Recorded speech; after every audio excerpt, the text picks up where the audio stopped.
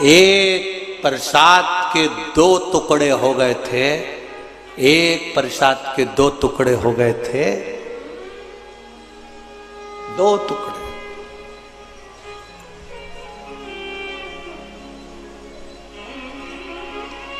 तो नारी को भी आधा आधा ही फल प्राप्त हुआ था। जरासंध की मां, सुनिए कथा। राजा जरासंध की माता के पास में, राजा जरासंध के पिताजी तप कर रहे हैं, देवता प्रसन्न हो गए, फल दे दिया, पर 24 घंटे के अंदर रात्रि होने से पहले यह फल खाना चाहिए। राजा जरासंध के पिता की 2 पत्नियां थी।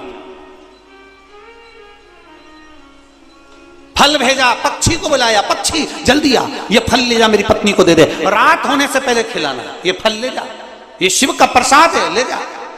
फल पहुंचा पत्नी के पास में। पत्नी ने विचार करा, हम राजा की 2 पत्नियां, फल एक है, क्या करना चाहिए? काट कर खा लेना चाहिए। दोनों ने आधा काट कर खा लिया।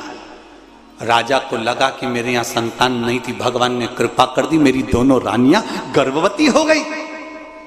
जब इनके गर्भ से संतान हुई, गर्भ से जब औलाद हुई, संतान हुई, तो आदिनाथ, एक कान, एक आंख, एक हाथ, एक पांव, एक रानी के गर्भ से हुआ।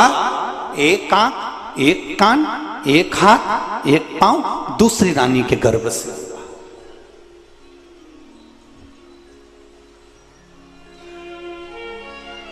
राजा के पास सूचना गई, महाराज रानियों को संतान तो हुई है, पर दोनों विकलांग, अधूरी, आधा शरीर ही नहीं बना उनका। एक रानी को एक आंख, एक हाथ, एक पांव, एक श्रवण शक्ति।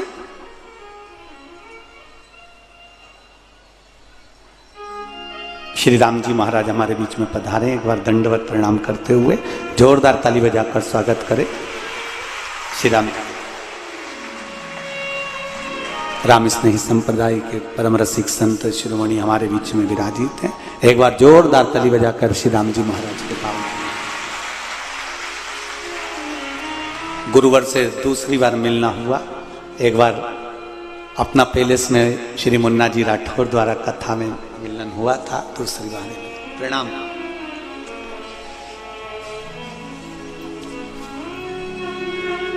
आधा शरीर, आधा नेत्र, एक श्रवण, एक हस्त, एक पांव, एक रानी का होता है।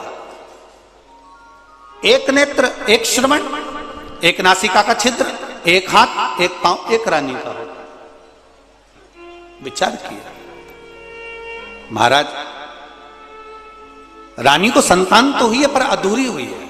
अधूरी संतान, हां,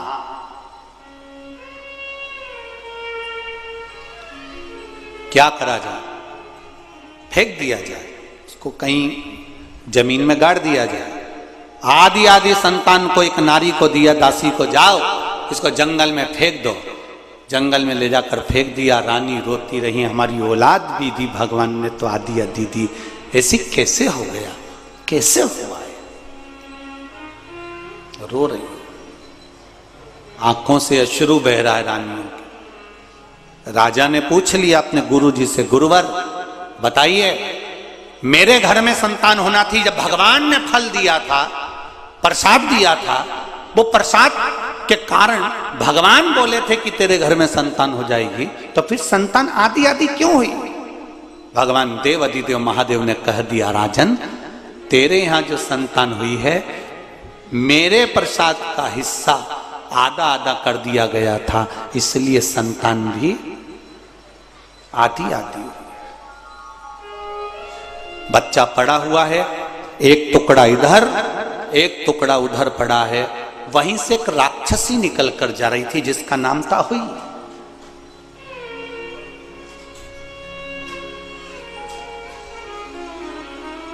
उसने देखा बच्चा रो रहा है, पर आधा है, उसके होठ भी आधे कटे हुए हैं, आंख एक है, परंतु उसने उठाया। आगे जाकर देखा दूसरी जगह बच्चा रो रहा था, उसने उसको भी उठाया। उस अहोई राक्षसी माया जानती थी और माया से इतना ज्यादा प्रबल हो गई, दोनों बच्चों को हाथ में लेकर उसने ईश्वर का स्मरण करा, भगवान का, और अपनी माया से बच्चे को जोड़ दिया। बच्चा रोने लगा, एक हो गया। राजा के पास लेकर चली गई, महाराज ये आपका पुत्र है, इसको संभाल कर रखिए। राजा ने कहा था, माँ मेरा बच्चा तो आधा आधा हुआ था, ये पूरा कैसे हो गया, ये पूर्ण कैसे हो गया?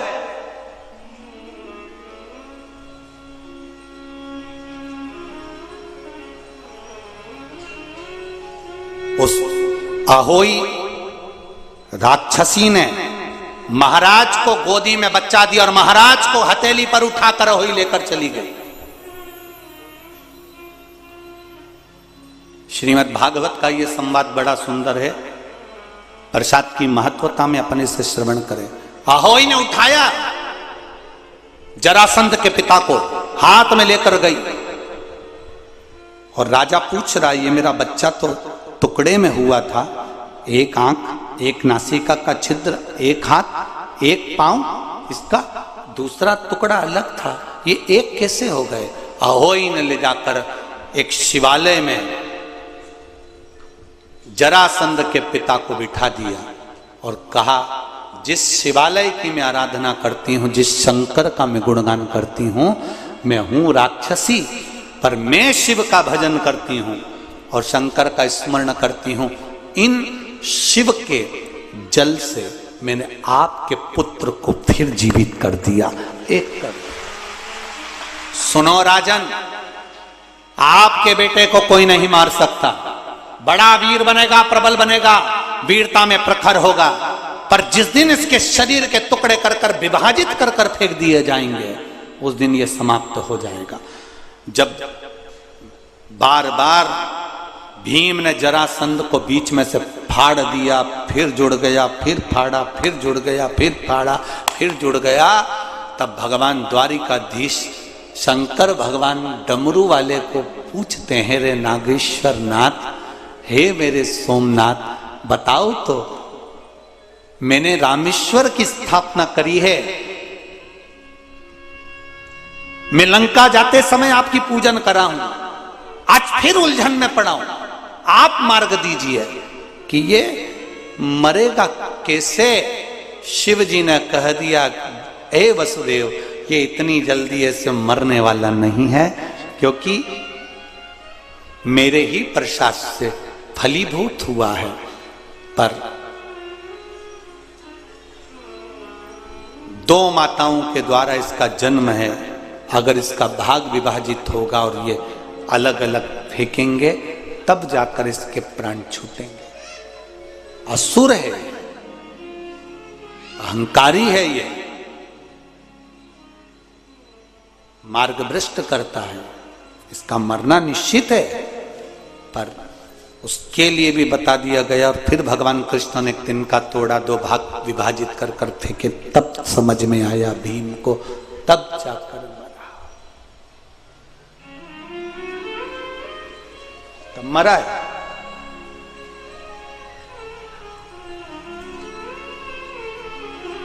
किसकी पूजन करता था जरासंध?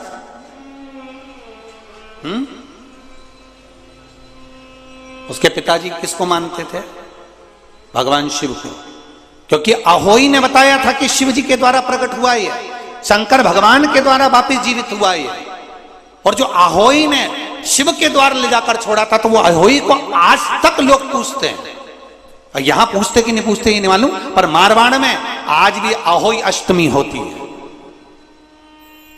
जिसमें संतान देने वाली माता की पूजन होती है। अब उनको कौन बताएगा कि ये वो अहोई है जिसने जरासंध को जीवित कर दिया था, दो भाग से एक कर दिया था। आज भी अहोई अठे होती है, अहोई अष्टमी की पूजन होती है।